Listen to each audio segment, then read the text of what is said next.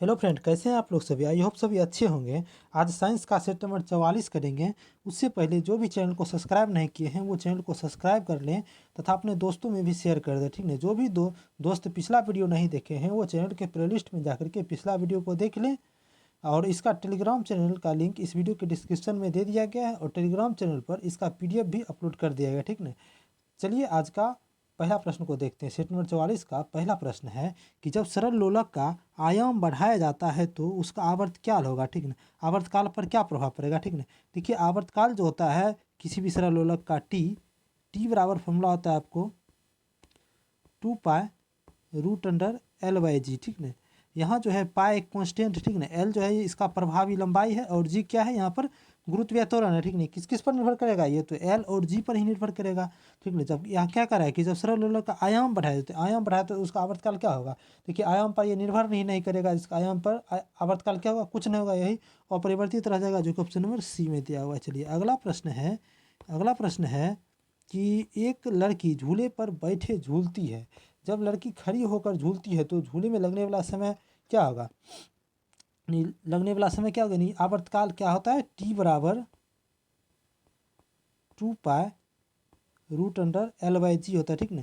जब कोई है लड़की है, ठीक, एक झूला है, ठीक, ये झूला पर बैठ के सबसे पहले लड़की झूल रही है, ठीक है। अभी बैठी हुई है, झूल रही है, ठीक ना। इसका नाभि यहाँ है तो इसका लंबाई क्या होगा, यहाँ से हो जाएगा, ठीक ना, एल हो जाएगा।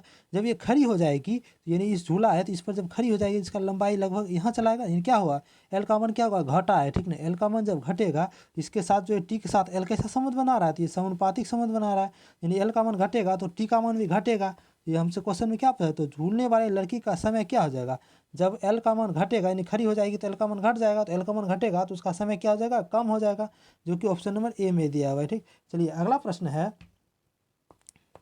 देखिए अगला प्रश्न है कि दोलन करते लोलक का गोलक 100 सेकेंड में के माध्य बिंदु से 100 बार गुजरता है तो लोलक की आवृत्ति क्या होगा, ठीक ना। देखिए सबसे पहले आवृत्ति को समझ दे। आवृत्ति क्या होता है कि एकांक समय में दोलनों की कुल संख्या को क्या कहते हैं, हम आवृत्ति कहते हैं।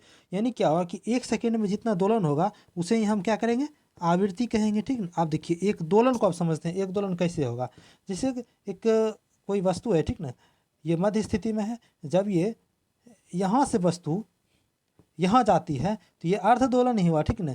यहाँ से पुनः यहीं पहुँच जाएगी तब ये दोलन पूरा होगा, ठीक है। अब देखिए अब प्रश्न को देखते हैं कि दोलन करते हुए एक गोलक 100 सेकेंड में मध्य बिंदु से 100 बार गुजरता है, यानी कि एक बार गया और एक बार आया, यानी 2 बार गुजरा है तो एक दोलन पूरा हुआ है, ठीक ना। तो 100 बार गुजरेगा तो कितना दोलन होगा, तो 100 बार गुजरा है तो इसका मतलब ये किसका 50 दोलन पूरा हुआ है, ठीक ना। 50 दोलन पूरा हुआ है। चलिए अब क्वेश्चन बनाते हैं तो क्या करना है, हमसे आवृत्ति पूछता है, तो आवृत्ति क्या होता है कि जन एक सेकेंड में जितना दोलन हुआ वही आवृत्ति होता है उसका। देखिए अब क्या होता है, यहाँ क्या हमको दिया हुआ है कि 100 सेकेंड में, यानी 100 सेकेंड में कितना बार गुजरा, 100 बार गुजरा, तो यानी क्या क्या है, ये 50 दोलन पूरा किया है, ठीक ना। तो 1 सेकेंड में कितना दोलन पूरा करेगा, ये 50/100 दोलन पूरा करेगा, ठीक ना। 50 दूनी 100 यानी कि 0.5 हर्ज इसका आंसर हो जाएगा, ठीक ना। इसका उत्तर 0.5 हर्ज होगा, ऑप्शन में नहीं दिया हुआ है, इसको आप 0.5 हर्ज कर लीजिए, ठीक, 0.5 हर्ज, ठीक, 0.5 हर्ज इसका उत्तर हो जाएगा। चलिए अगला प्रश्न है कि उस सरल लोलक की आवर्तकाल क्या होगी जो कि 25 सेकेंड में पूर्ण दोलन करता है, ठीक है। उसका आवर्तकाल अब की बार पूछ दिया है, ठीक ना, यानी कि उसका पूर्ण दोलन कर रहा है, इसका दोलन कितना है 25 सेकेंड में। देखिए तो पहले इसका आवृत्ति निकालते हैं, ठीक ना। देखिए 25 सेकेंड में जो है ये 20 दोलन पूरा करता है, ठीक ना। जो 1 सेकेंड में जितना दोलन होगा वही इसका आवृत्ति हो जाएगा, तो 1 सेकेंड में कितना दोलन पूरा करेगा, ये 20/25 दोलन पूरा करेगा, ठीक ना। यही इसका आवृत्ति हो गया। लेकिन हमसे क्या पूछा है, तो आवर्तकाल है, ठीक ना। तो आवर्तकाल बराबर देखिए फार्मूला होता है आपको, आवर्तकाल बराबर 1/आवृत्ति होता है, ठीक ना, 1/आवृत्ति होता है, ठीक ना। आवर्तकाल निकालेंगे तो 1/आवृत्ति कितना है 20 और 25 ऊपर चला जाएगा, यानी 20/25 है तो 25 ऊपर चला गया। तो इसको जब हम सॉल्व करेंगे यानी 25 और 5 के 20 हो गया, यानी 5/4 हो गया, ठीक है। 4 हो जाएगा, ये कट जाएगा, आपको 1.25 सेकेंड आ जाएगा इसका आंसर, ठीक है, जो कि ऑप्शन नंबर ए में दिया हुआ है। किस ऑप्शन में दिया है, तो ऑप्शन नंबर ए में दिया हुआ है, ए में दिया हुआ है। चलिए अगला प्रश्न है कि क्रायोजेनिक इंजन डैश को दर्शाता है। देखिए क्रायोजेनिक इंजन जो होता है ये निम्न तापमान को दर्शाता है, यानी कि कम तापमान को दर्शाता है, ठीक है, जो ऑप्शन नंबर ए में दिया हुआ है, ठीक। चलिए अगला प्रश्न है, अगला प्रश्न है कि लंगर लगाकर रोकी हुई नाव जो है लंगर लगाकर कोई नाव रोकी हुई है, ठीक। नाव जो है लहरों से हिल रही है, तो जिसके तरंगों की ऊपरी सिरा 100 मीटर है और अलग है, 1 मीटर से अलग है, तथा तरंग की ऊपरी सिरों का वेग कितना है, 25 मीटर पर सेकेंड है, तो नाव की हिलने की आवृत्ति हमसे पूछा है, ठीक ना।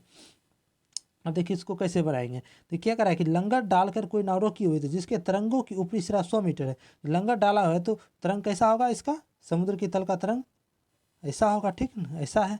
यानी क्या है कि दो, ये श्रृंग हो गया आपको, ये गर्त हो गया, यानी दो लगातार श्रृंगों के बीच की दूरी क्या क्या कहते हैं हम, तरंग दैर्घ्य कहते हैं, ठीक ना। अब देखिए क्या करें, जिनमें की तरंगों का ऊपरी सिरा 100 मीटर से अलग है, यानी ये दो सिरों के बीच की दूरी कितना दे दिया है, 100 मीटर, ठीक ना। यही क्या हो गया, तरंग दैर्घ्य, यानी ये लेमडा हो गया, ठीक।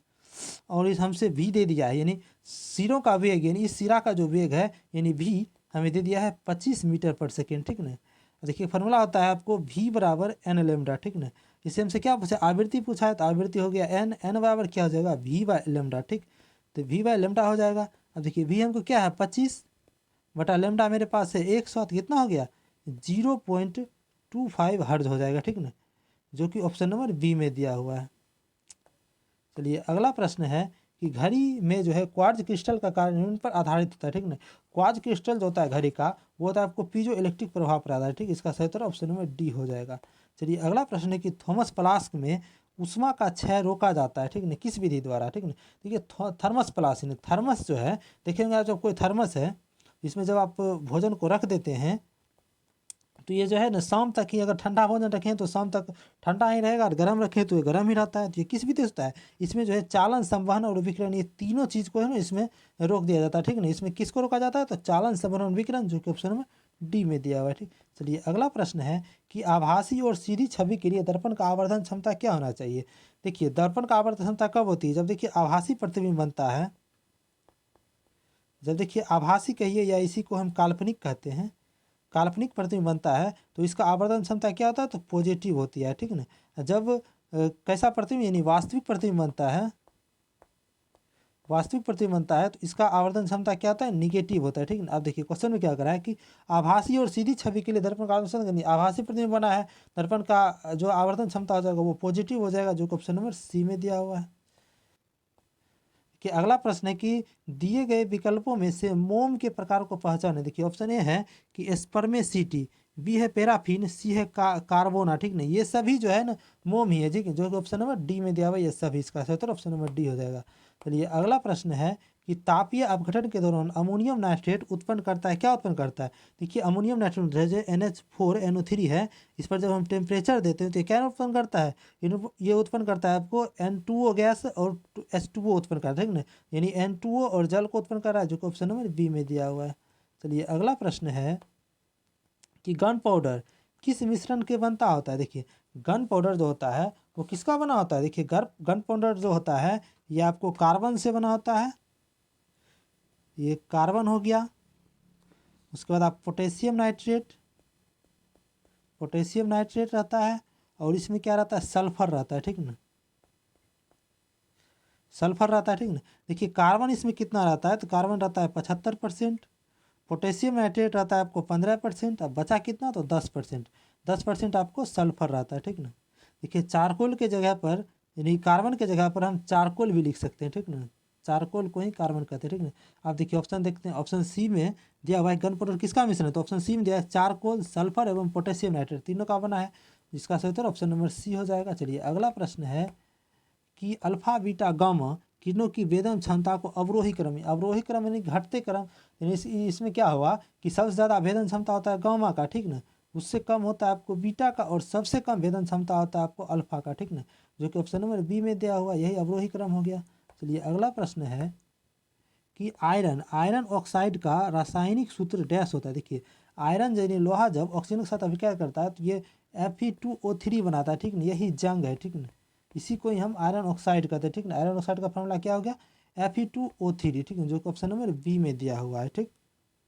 चलिए अगला प्रश्न है कि फेरस सल्फेट क्रिस्टल का रासायनिक सूत्र क्या होता है। देखिए फेरस सल्फेट जो होता है उसका रासायनिक सूत्र होता है आपको FeSO4 × 7H2, ठीक ना, जो कि ऑप्शन नंबर सी में दिया हुआ है। चलिए अगला प्रश्न है कि असंतृप्त हाइड्रोकार्बन जिसमें एक या एक से अधिक द्विबंध होते हैं उन्हें क्या कहा जाता है? देखिए, असंतृप्त हाइड्रोकार्बन है जिसमें एक या उससे अधिक जो है द्विबंध होते हैं उसे क्या कहा जाता है? ठीक ना। देखिए, हाइड्रोकार्बन जो होता है ये दो प्रकार का होता है, ठीक ना। एक होता है आपको संतृप्त हाइड्रोकार्बन, एक होता है आपको असंतृप्त हाइड्रोकार्बन। एक संतृप्त हो गया, एक असंतृप्त हाइड्रोकार्बन। संतृप्त हाइड्रोकार्बन उसे कहेंगे जिसमें कि कार्बन कार्बन के बीच में सिंगल बॉन्ड हो जाएगा, और असंतृप्त उसको कहेंगे जिसमें कार्बन कार्बन के बीच जो है डबल बॉन्ड और कार्बन कार्बन के बीच में ट्रिपल बॉन्ड दोनों हो जाएगा, ठीक ना। देखिए, जब कार्बन कार्बन के बीच सिंगल सिंगल बॉन्ड हो जाएगा तो उसे हम कहेंगे एल्केन। इसको क्या कहेंगे? जब कार्बन कार्बन के बीच सिंगल बॉन्ड हो जाएगा तो उसे हम कहेंगे एल्केन। जब डबल बॉन्ड हो जाएगा तो उसे हम एल्कीन कहेंगे, और ट्रिपल बॉन्ड को एल्काइन कहेंगे। देखिए, तीनों का फार्मूला भी पूछ लेता है कभी कभी। देखिए, एल्केन जो होता है, एल्केन का फार्मूला होता है आपको CnH2n+2। एल्कीन का होता है आपको CnH2n, और एल्काइन का होता है आपको CnH2n-2। ठीक। अब देखिए, क्या हमसे कहा है? असंतृप्त हाइड्रोकार्बन जिसमें एक या एक से अधिक द्विबंध होते हैं, यानी कि एक द्विबंध या एक से अधिक द्विबंध होता है तो उसे क्या कहते हैं? यानी द्विबंध है, यानी असंतृप्त हाइड्रोकार्बन है। देखिए, असंतृप्त हाइड्रोकार्बन किस में द्विबंध है? तो यह है एल्कीन में, जो कि ऑप्शन नंबर डी में दिया हुआ है।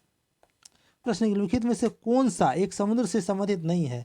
इस समय जो रेबिट जो होता है, रेबिट ये समुद्र से संबंधित नहीं है, ठीक ना। और बाकी तीनों जो है ये सब समुद्र से संबंधित है, ठीक ना। चलिए, अगला प्रश्न है कि मेलियोडोसिस क्या है? मेलियोडोसिस क्या है? ये एक संक्रमण रोग है, ठीक ना, जो कि जीवाणु के द्वारा होता है, ठीक ना। मेलियोडोसिस रोग जो होता है ये जीवाणु के द्वारा होता है, ठीक ना। ये एक प्रकार का संक्रमण रोग है, ठीक ना, जो ऑप्शन नंबर सी में दिया हुआ है।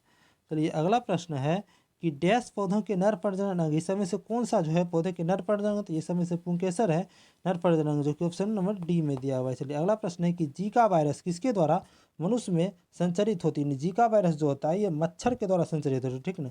मनुष्य में किसके द्वारा होता है? मच्छर के द्वारा। मच्छर में भी कौन मच्छर होता है? तो एडीज मच्छर, ठीक। एडीज मच्छर के द्वारा जो होता है आपको जीका वायरस होता है। इसके जीका वायरस से कौन कौन सा बीमारी होता है? तो ये एडीज मच्छर के द्वारा तो डेंगू हो गया, मलेरिया हो गया, चिकनगुनिया, ये सब बीमारी होता है, ठीक ना। चलिए, ये आज का अंतिम प्रश्न था। जो भी दोस्त चैनल को सब्सक्राइब नहीं किए हैं वो चैनल को सब्सक्राइब कर लें तथा अपने दोस्तों में भी शेयर कर दें, और जो पिछला वीडियो नहीं देखे हैं वो चैनल के प्लेलिस्ट में जा करके पिछला वीडियो को देख ले। इस वीडियो का PDF हमारे टेलीग्राम चैनल नॉलेजेबल PDF पर अपलोड कर दिया गया है। टेलीग्राम चैनल का लिंक इस वीडियो के डिस्क्रिप्शन में तथा कमेंट बॉक्स में दे दिया गया है। चलिए, अंत तक बने रहने के लिए धन्यवाद। मिलते हैं अगले वीडियो।